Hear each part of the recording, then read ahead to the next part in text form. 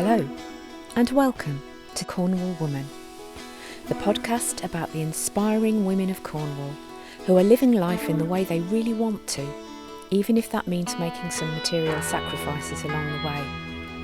In this episode, I'm talking to Ella Walsworth-Bell, who around the time of her 40th birthday had an epiphany. She works for the NHS as a speech and language therapist, but she knew she wanted to explore more about her own talent and decided to become a writer, in fact a poet. Since then, she set up the Mor Poets collective and published Morvoren, which is Cornish for mermaid.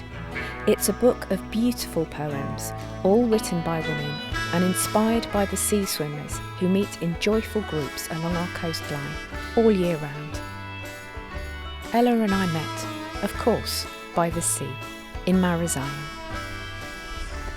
Ella, welcome to Cornwall Woman. I'm so chuffed that we've finally managed to meet on the beach. We've been trying for a few weeks and the weather during July has been quite variable, hasn't it? But now we're sitting at Morvoren. I'm very fortunate because I've got this incredible view across the causeway of St Michael's Mount, and there's so many tourists, isn't there? People walking across because the tide's low at the moment. But we're in this beautiful spot. Being by the sea is home from home for you, really, isn't it? Because you came to Cornwall by the sea. I did, yeah. I lived on a boat from when I was a baby, really, and we sailed across the Atlantic, me and my parents, and then when we sailed back, it was the Fastnet storm, and we caught the tail end of it. And to be honest, Karen, I don't really remember that too much about it because I was so tiny. I was down below and I was sliding around. The boat was going from side to side and I was sliding around with my teddy bears. I thought it was great fun. But my parents must have been terrified. And I remember the radio going an awful lot because there was a lot of rescues that night. And then we just had to find the safest place to slot in. And Dad was like, this looks fine. I think we'll stay here. I don't blame him because that was...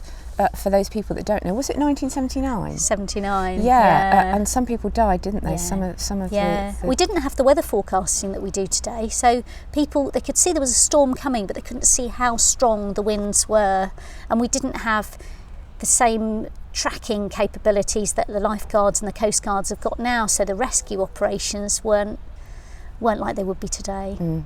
Were you actually living on the boat with your family as a child? Yeah. So what was that like? Did you go to school? No, I didn't. It was before I went to school, and that was one of the reasons. Well, there were probably two reasons we left the Caribbean and sailed back across the Atlantic. And the first one was probably we'd run out of money. My dad had built the boat, but we'd probably run out of money. And the second, more valid reason was that I had to go to school. I was probably quite a precocious child because I learnt to read and write really early. And literally halfway across to the West Indies, my mum was like, oh, she wants to read and we haven't got any books on board. So how old were you then? I was 3. So when we had my uncle flew out and my mum said, oh, bring some children's books. And my uncle's a bit wacky and quite scientific, and he managed to get hold of some nuclear physics books in Russian and brought them out with cartoons, like from, I don't know where he got them from, probably some car boot sale. So I had that and Watership Downs and the ship's log, which I wrote all over, much to my dad's horror. Drew pictures all over that. Did you pick up any Russian? No, I don't. Do you know, I can remember the symbols, the chemical kind of symbols in it really clearly. The H2O one, I remember that because it looked like a teddy bear. It's a big round one with 2 little oxygens on the side. So you came in, after the Fastnet storm, your family came into Falmouth. Your dad thought, we better stay put for a while. So that's how you came to Cornwall as a... How old were you? Were 3? I was 4, so we settled in Myler Bridge. Yeah, Myler's a little village just outside Falmouth, and I could never afford to live there now because, well, car parking's expensive, but house prices are crazy. So I live as close as I can get, but I go and visit Mum. And you spend a lot of time now on a boat with your own family? I do, yeah. Every summer we move onto the boat, which at this time of the year is an almighty hassle because we pack up everything into boxes, we rent out our house, and we move full scale onto the boat. And as the kids have got bigger, we've been doing it ever since the kids were, I don't know, since my son was 1, really. Every year the boat seems smaller. because now both kids are 6 foot, they're teenagers, got whacking great feet, and the boat just feels much smaller, but it's lovely to spend that time outdoors. And although you're on the boat, well, my son just loves jumping off it and going in for a swim. You're on the boat, but you're in different places every day. So the place we love the most is we go to the Isles of Scilly for as long as we possibly can. Some years we're there for about a month, just hopping between the islands. Oh, we that's love wonderful. And what does it feel like when you come back onto land and you have all this space and all this stuff? It feels different. There's things you take for granted in a house that you don't realise, like turning on the tap and having unlimited water. That's incredible. I'm really careful with water after coming off the boat because we have to carry it all out in jerry cans to the boat. It brings it home to the kids. And actually, crossing the beach today, it reminded me last summer we really got into foraging, and we were collecting seaweeds and fishing and seeing what we could eat around us, because that fresh food is a real issue on the boat. It doesn't last. Right, it's now started to rain. We thought we were doing quite well with the weather. I can see the tourists now putting their umbrellas up actually, but being sea swimmers, we're going to carry on because pap, it's only water. So you work as a speech and language therapist for the NHS. But as you said, your children have got older, and when you got to about 40, you suddenly decided you wanted to explore a different part of yourself. I did. I got to 40 and I thought, I've put so much into everybody else, making sure everybody else is okay, bringing up the kids, keeping the money rolling in, getting that mortgage paid, and I thought I've never really explored that creative side to myself. You know what it's like being a woman, you end up doing everything in the house, and I thought I'm 40 and if I don't do it now I'm not going to. So I did an adult education and evening class. Is it right that you signed up actually on your 40th birthday? Yeah, I did, yeah. But it was lovely, it really opened up, and I was wired after I came back from that course. I just wanted to write non-stop. I would write every spare moment I had. Instead of writing shopping lists, I was writing poetry and short stories, and I just continued from there really. I couldn't get enough. And what were you writing about? It was fiction, but when I look back through it, there's a few themes that kind of come up recurrently, and one is the sea. There's always the sea. Even if I thought I was writing a science fiction story and there's aliens, there's the water in it somewhere, and nature. But also I was writing my way through motherhood really. When I was a kid, my mum would always go out for a swim, and it was a very safe beach, Karen. We'd all be on a beach having a little picnic, and her mate would go in for a swim, and they wouldn't turn round to check on us. They would just swim out towards the blue horizon. And it was only when I was a mum myself that I realised she just wanted space from us. She just wanted to get away for 10, 15 minutes. She didn't care how cold it was, or she didn't have a wetsuit. She'd just leave us on the beach with a pack of hobnobs and some sandcastles, and she would get away. And that is, I think every mother knows that feeling. It's when you go out there and you don't turn around and you're just being held by the sea. It's your time, and it's that connection to nature as well that is really powerful. You can get it in one quick fix. Because sometimes when I come out the water and I look at my watch and I think, oh, I've only been in for 15 minutes. It's not really exercise. Does it count?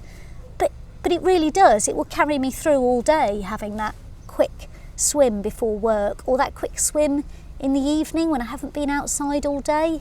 It will really carry me through.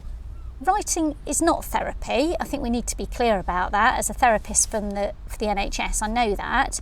But the act of writing itself, and journaling, but writing down what's in your heart, is therapeutic.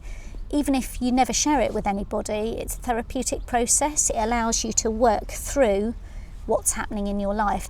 During lockdown, I didn't have time to write anything longer, and I just wanted to get a few words that were incredibly meaningful down each day, and poetry came. I was never that into poetry at school because it's taught in quite a different way. The poems are chosen for you, and it's not spoken word, and I just found there was a whole world of poetry out there that I hadn't known existed up until that point. So you discovered you were a poet yourself, and you found this process very helpful to you, and I'm sure you wouldn't necessarily say this yourself, but you're obviously very good at it.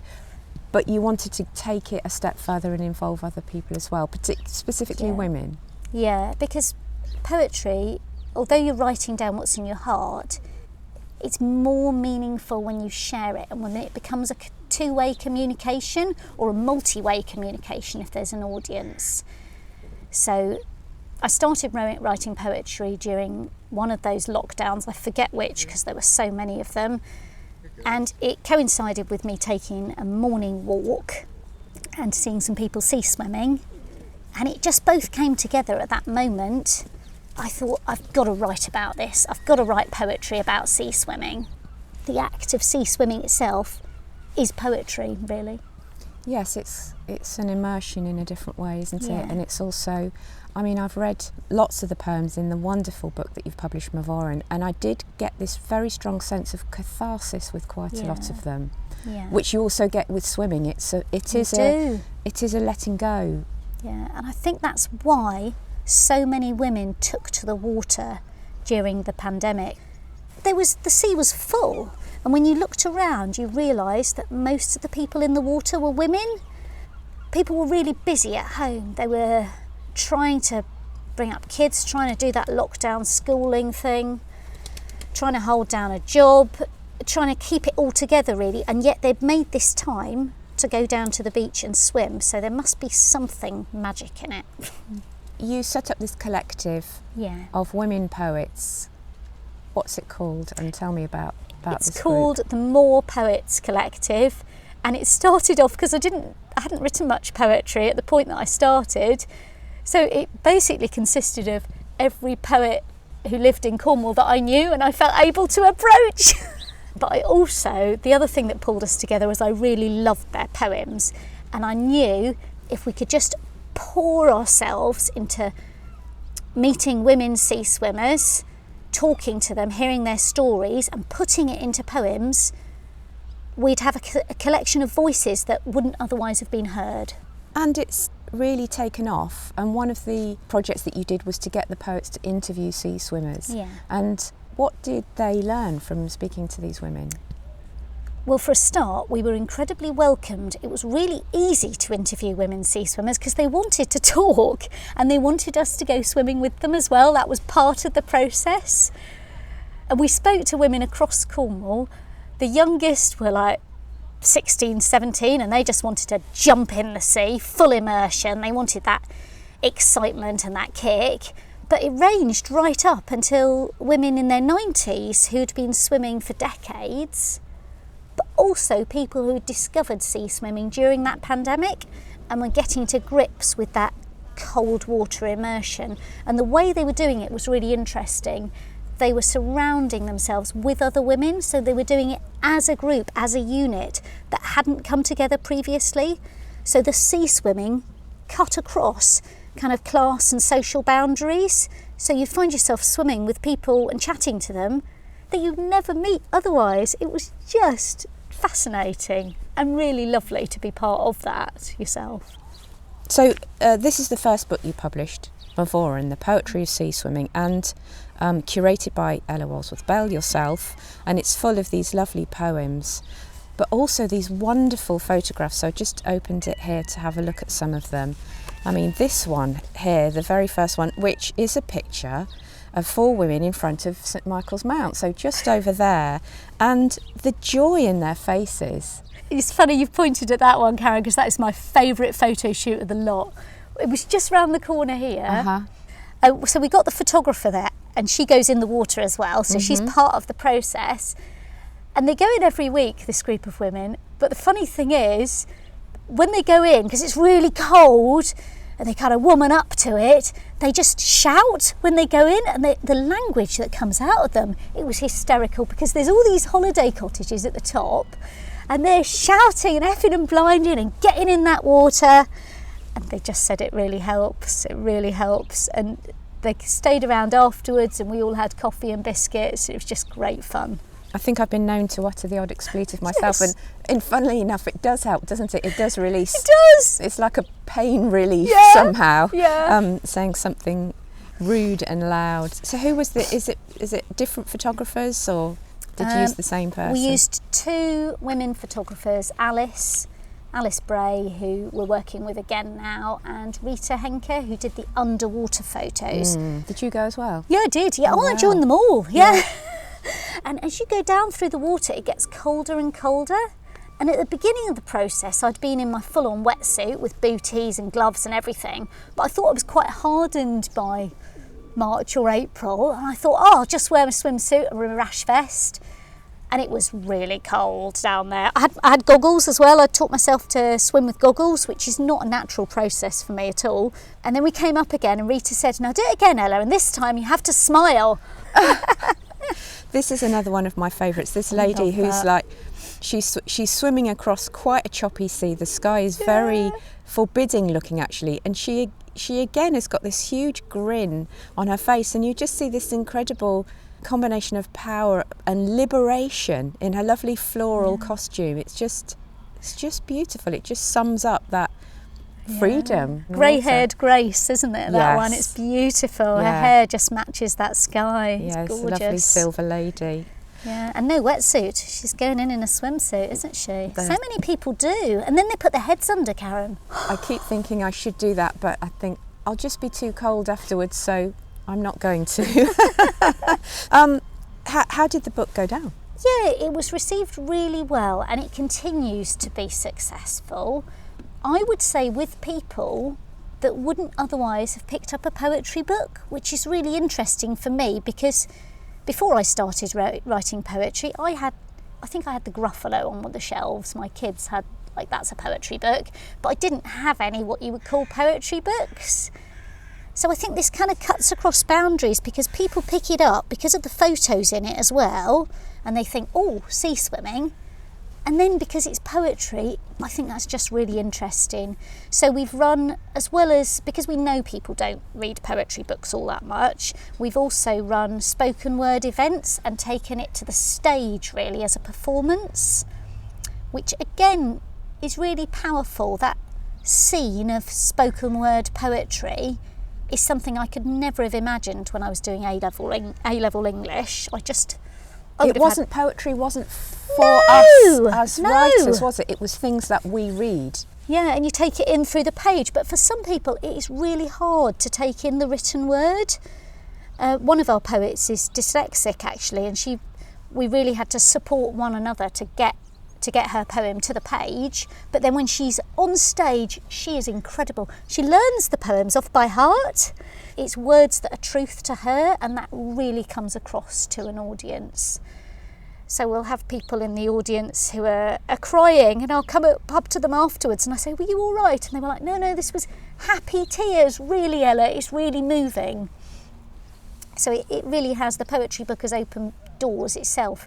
And we've moved on from that, and we now often run workshops to get people writing who didn't think writing poetry was for them. So one of our aims is to run really accessible workshops across Cornwall for adults and for children who want to have a go at writing poetry and didn't know they can. Would you like to read us one of the poems? Oh, yes. Do you know this one isn't in the book because it came afterwards, but It's a praise poem. And this is written by you? This is written by me, yeah. It started off really with my memories of being in a rural primary school after being on a boat, where the first thing I learned was to sit really still in assembly, which is very different if you've been on a boat moving all the time. So although I knew the words of what I had to say at the end of assembly each time, I knew the rhythm, but I never really knew the words. So it was a joy to rewrite it from a woman's perspective. So this is called Swimmer's Prayer.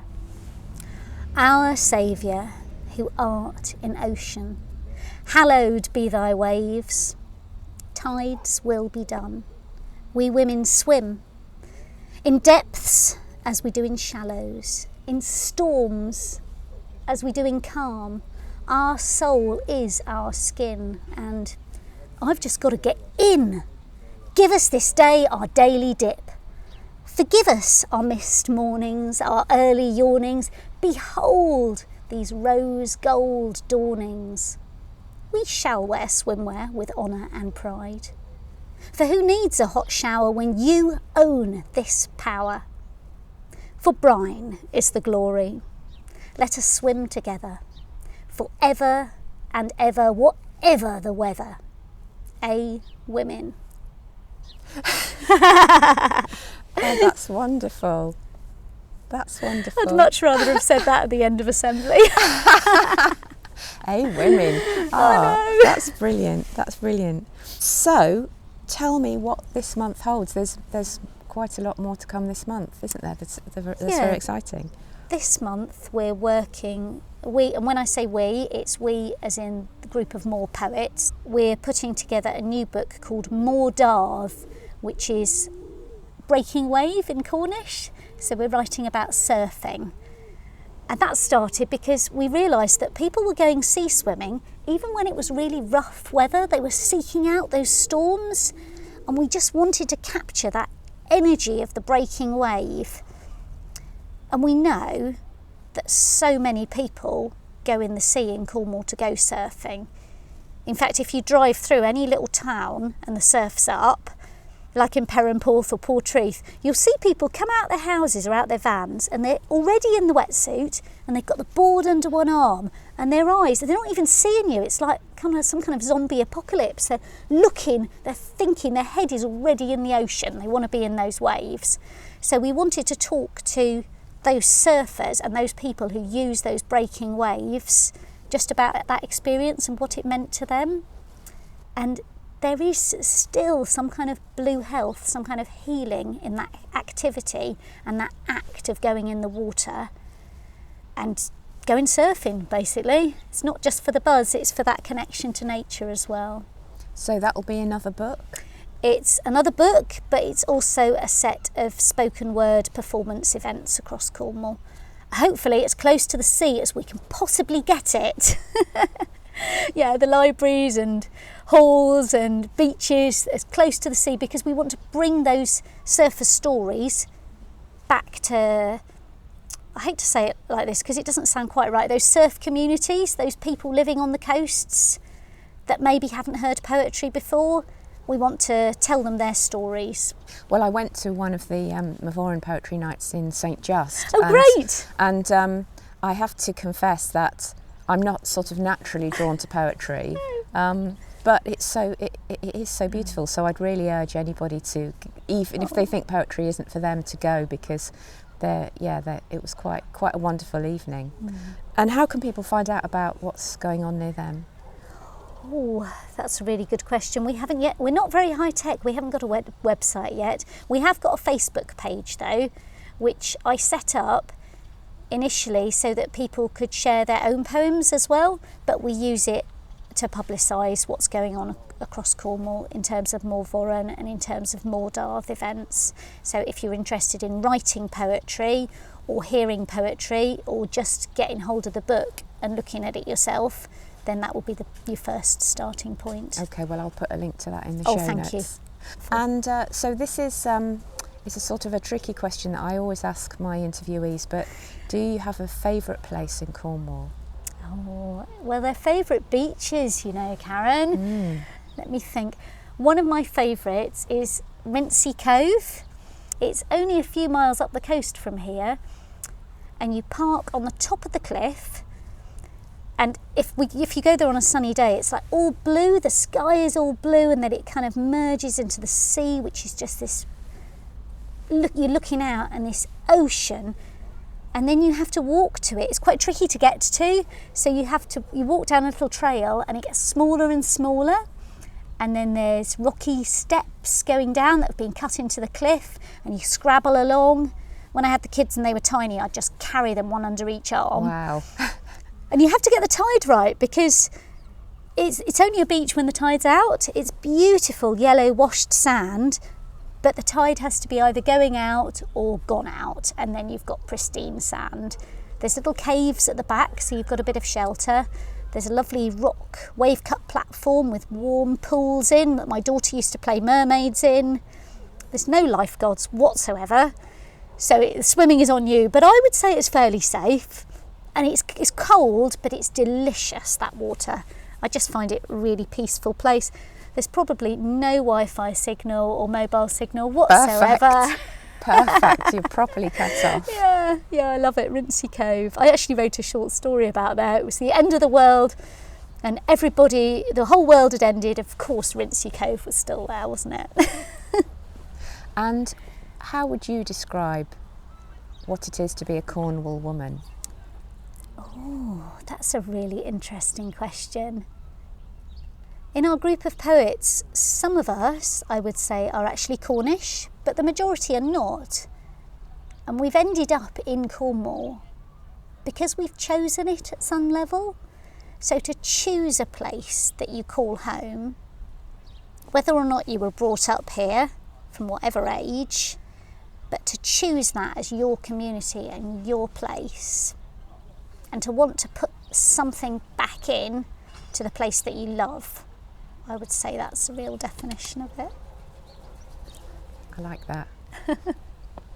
Shall we end with another poem? Oh, yes, please.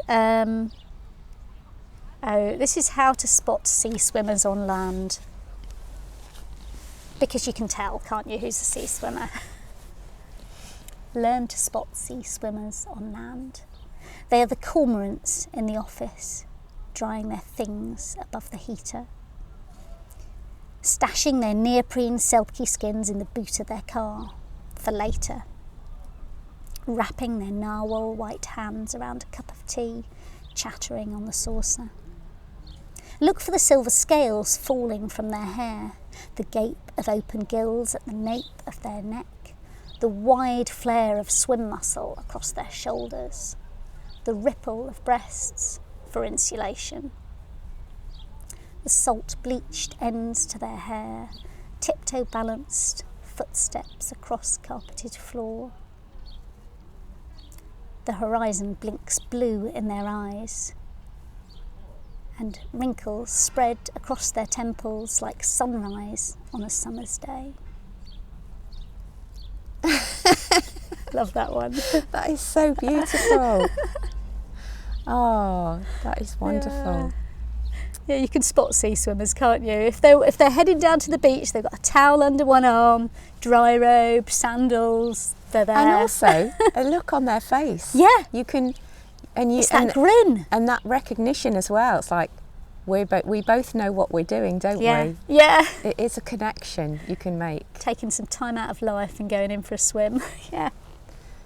Ella, thank you so much. It's been so lovely to talk to you here and hear about the amazing ripples that you've made with your poetry.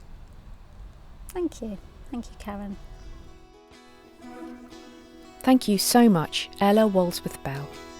I love that expression, blue health. I've put a link in the show notes to the Mor Poets Facebook page where you can find out about the new poetry book, Morda, and other events that are coming up.